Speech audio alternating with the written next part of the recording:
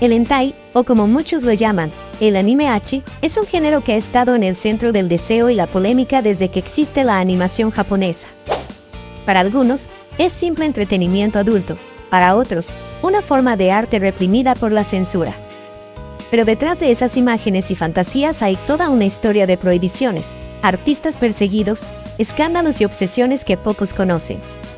Hoy descenderemos por el iceberg del hentai, donde exploraremos su origen, sus obras más perturbadoras, las prácticas ilegales que intentaron ocultarlo y los rumores que convirtieron al anime erótico en una leyenda digital.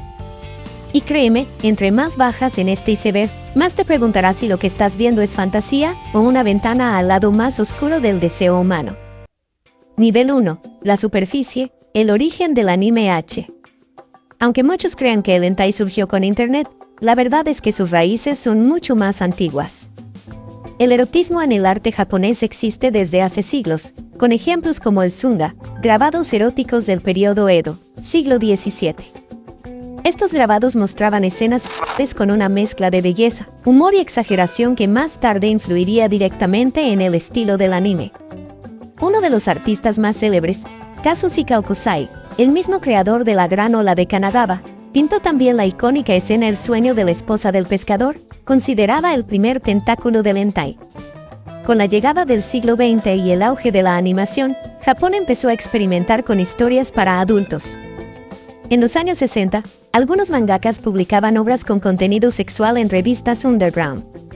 Pero el gran punto de inflexión llegó en los 80, cuando las productoras se dieron cuenta de que existía un público dispuesto a pagar por animaciones explícitas.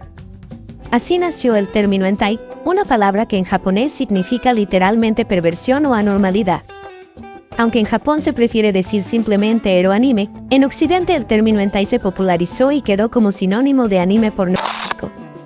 Uno de los primeros títulos considerados verdaderamente hentai fue Lolita Anime 1984, seguido de Cream Lemon 1984, series que combinaban narrativa romántica, humor y erotismo explícito.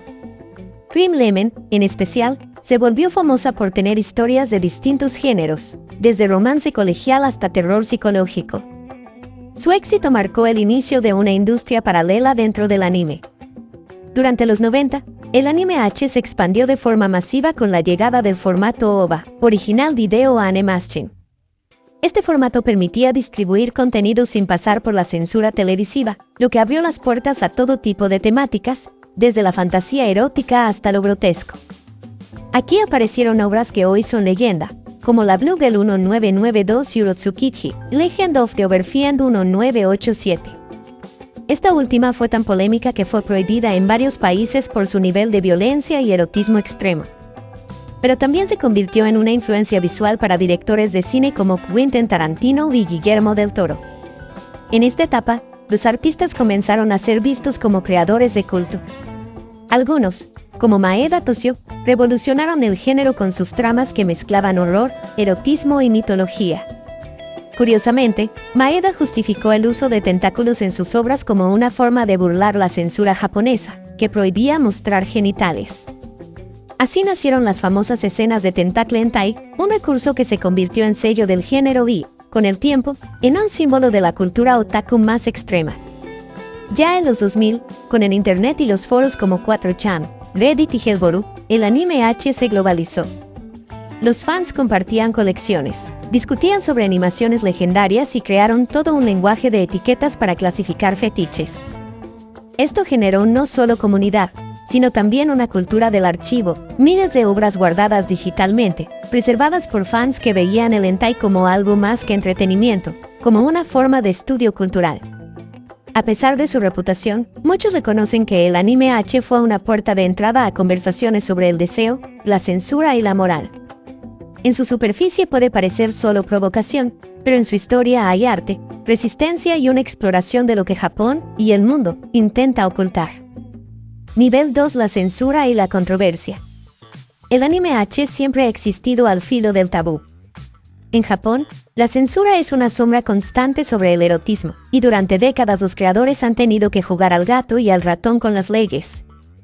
La raíz de esta represión se encuentra en el artículo 175 del Código Penal japonés, una ley que prohíbe la distribución de material obsceno.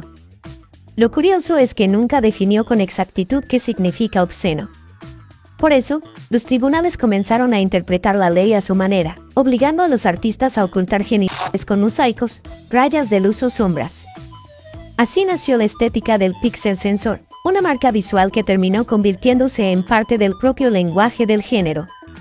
Pero como suele pasar, la censura generó más creatividad. En los años 80, los artistas buscaron maneras de engañar al sistema sin romper la ley. Fue entonces cuando Toshio Maeda, sí, el mismo creador de Urotsukiji, inventó el recurso de los tentáculos. Según él, si la ley prohibía mostrar genitales humanos, bastaba con reemplazarlos por extremidades monstruosas. El resultado fue tan exitoso que nació un subgénero entero, el tentacle hentai, que mezclaba horror, ciencia ficción y erotismo en una forma nunca antes vista. La censura, sin embargo, no se limitó al contenido visual. En los 90, los comités de ética comenzaron a perseguir temas considerados inmorales, como las relaciones con menores o el sadomasoquismo extremo. Algunas obras fueron retiradas de tiendas o destruidas antes de su lanzamiento. Entre ellas se encuentran títulos legendarios como Shousenki Soulite, no confundir con el anime del mismo nombre, una OVA que nunca llegó oficialmente al mercado por presiones del gobierno. Aún así, el público no se detuvo. Los fans empezaron a coleccionar copias piratas, a veces vendidas en ferias underground o distribuidas por correo. Esas ediciones sin censura, conocidas como Mosaiced Versions, se convirtieron en tesoros para los coleccionistas. Con la llegada de Internet, la batalla entre moral y deseo se intensificó. Plataformas como Nico Nico, del sitio Pixiv debían borrar constantemente contenido explícito por temor a sanciones. Pero cada eliminación generaba una réplica, usuarios que abrían nuevos foros o almacenaban los archivos en servidores privados. Se formaron comunidades enteras dedicadas a preservar el material censurado, viéndolo como una forma de resistencia cultural. En 2014, estalló un caso que puso al género en el centro del debate ético mundial. Una campaña internacional acusó al hentai de promover la deshumanización y sexualizar la violencia. Curiosamente, muchos académicos japoneses defendieron el género, argumentando que el anime H funciona como una válvula psicológica, un espacio de ficción donde se pueden explorar fantasías sin consecuencias reales. El gobierno, sin embargo, respondió imponiendo restricciones aún más severas en las plataformas de distribución digital. El dilema ético del hentai es profundo. ¿Debe censurarse lo que ocurre solo en la imaginación? ¿O debería protegerse como una forma de expresión artística? Para los creadores, cada mosaico y cada línea de luz son recordatorios de que la libertad creativa en Japón tiene un precio. En esta superficie del iceberg, la censura no destruye el hentai, lo moldea, lo reinventa y lo empuja a zonas más oscuras. Lo que comenzó como erotismo se transformó en un símbolo de resistencia cultural, una declaración oculta detrás del deseo. Nivel 3. El auge del fandom. A finales de los 90 y principios de los 2000, algo cambió para siempre. El anime H salió de la sombra y encontró su hogar definitivo en Internet. Hasta entonces, el género era un placer solitario, consumido en VHS o revistas que se compraban a escondidas. Pero con la llegada de los foros y la digitalización, el hentai se convirtió en un fenómeno comunitario. En Japón, los primeros espacios donde el fandom se organizó fueron los teen markets, eventos donde artistas independientes vendían sus propias obras. El más famoso, Comiket, comenzó en 1975 y rápidamente se volvió un refugio para creadores que querían experimentar sin la presión de editoriales. Allí nacieron miles de obras H, muchas de las cuales luego inspiraron animaciones profesionales. Algunos artistas de renombre, como Kisaragi Gunma o Satoshi Uruziara, comenzaron precisamente vendiendo doujinshis eróticos. Pero el verdadero auge ocurrió con los foros internacionales.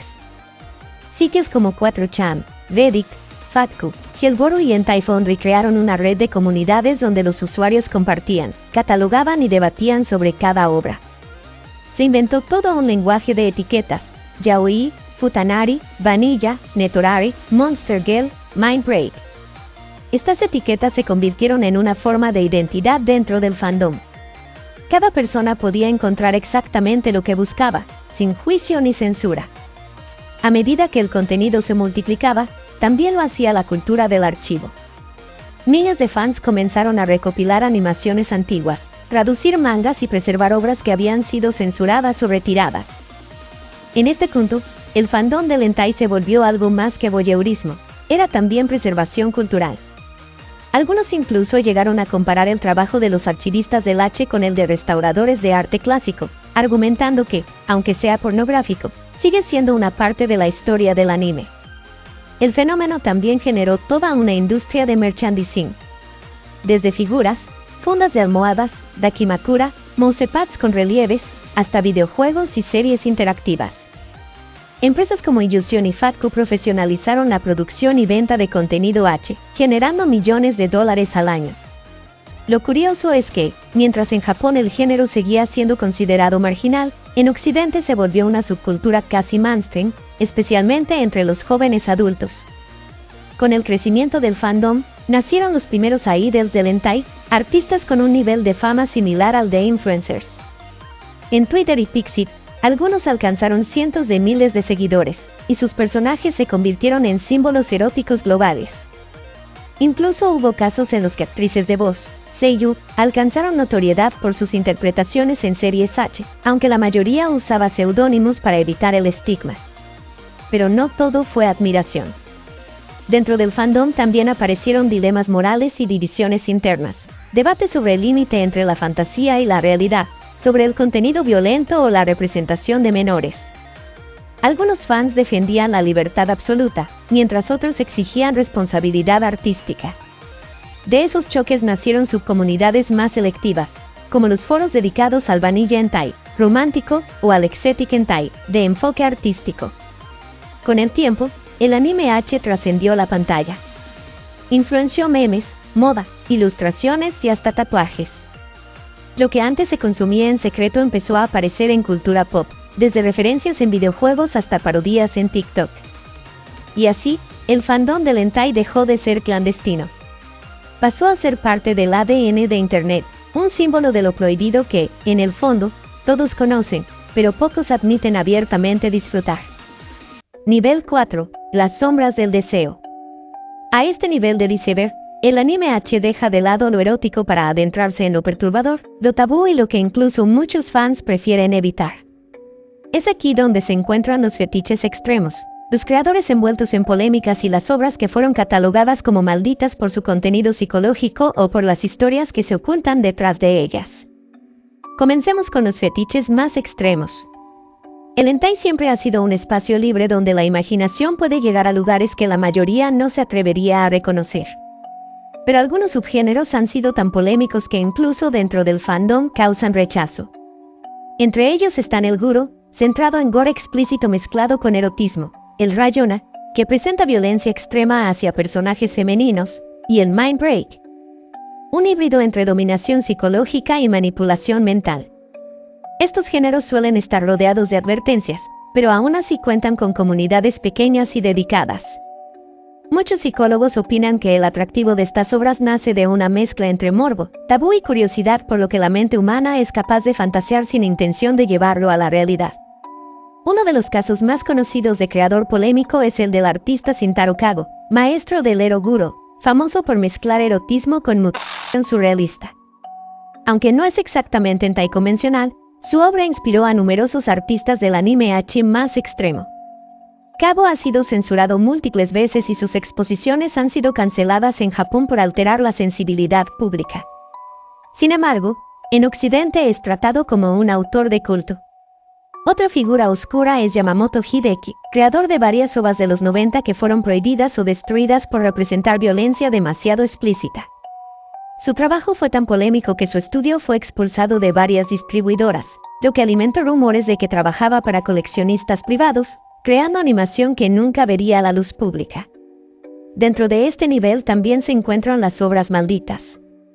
Una de las más mencionadas en foros es la Blue Girl, un Released Scenes, supuestamente un conjunto de secuencias eliminadas que incluían contenido tan violento que las productoras decidieron destruirlas.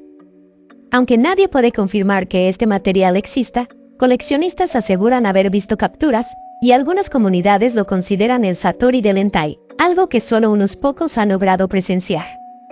Otro título envuelto en misterio es Dream Channel Zero, una animación perdida de principios de los 2000.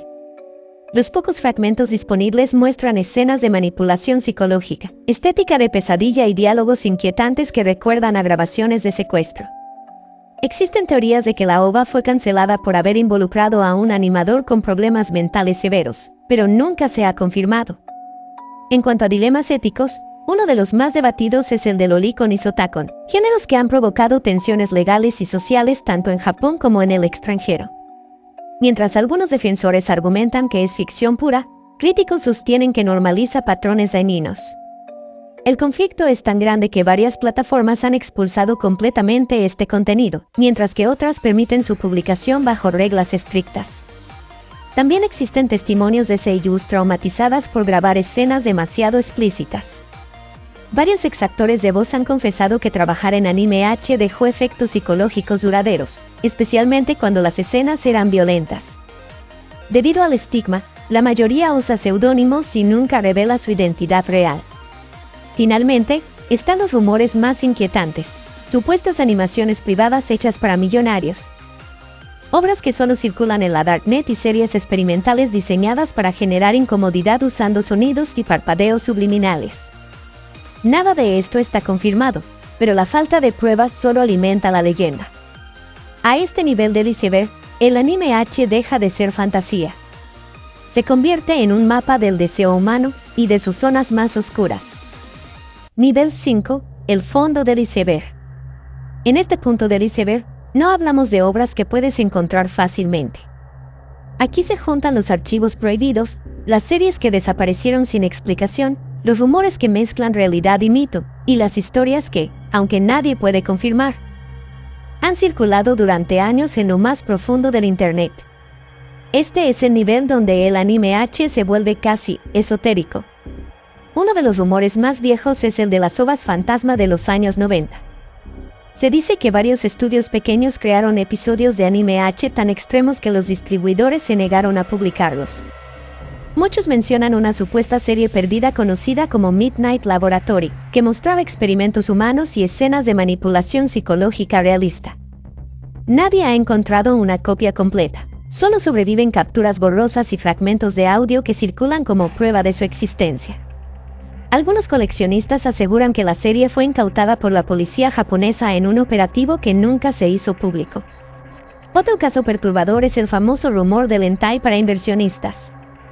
En círculos de foros antiguos como 2chan y Early 4chan, circulaba la teoría de que ciertos animadores creaban contenido hiperrealista para clientes privados adinerados.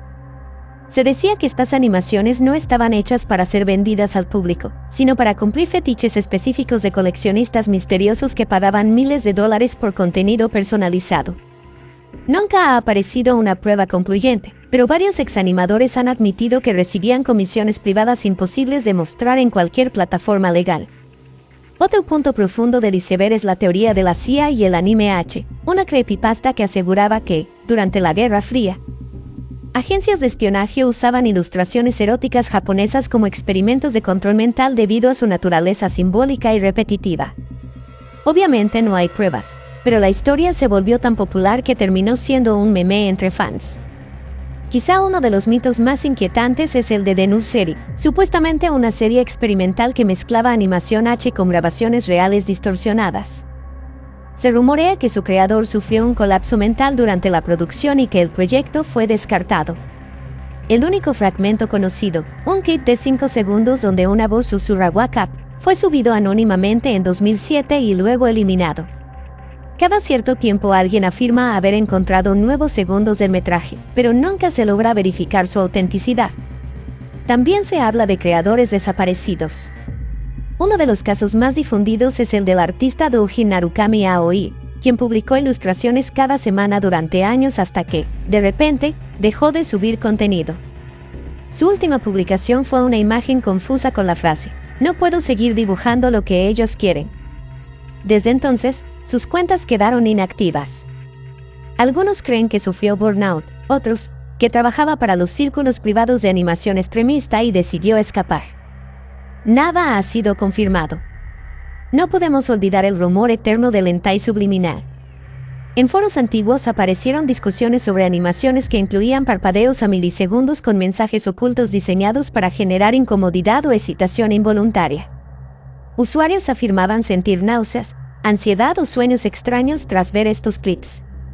Muchos creen que no son más que efectos psicológicos causados por sugestión, pero aún así, los archivos se siguen compartiendo en rincones muy específicos del Internet. El fondo del iceberg es también el hogar de las obras malditas falsas, creepypastas creadas para asustar a la comunidad. Entre ellas está la leyenda de Room 39, un OVA perdido que supuestamente mostraba imágenes abstractas acompañadas de un narrador hablando en un japonés antiguo. La historia afirma que quienes lo vieron completo experimentaron paranoia durante semanas. Probablemente falso, pero suficientemente inquietante como para mantenerse vivo por años. En este nivel, lo real y lo imaginario están tan mezclados que nadie puede distinguirlos. Son historias que existen solo en foros, rumores que se niegan a morir, y obras de las que quizás solo sobreviven 5 capturas borrosas, o ninguna. Este es el punto donde el anime H deja de ser un género. Aquí, se convierte en un mito del Internet.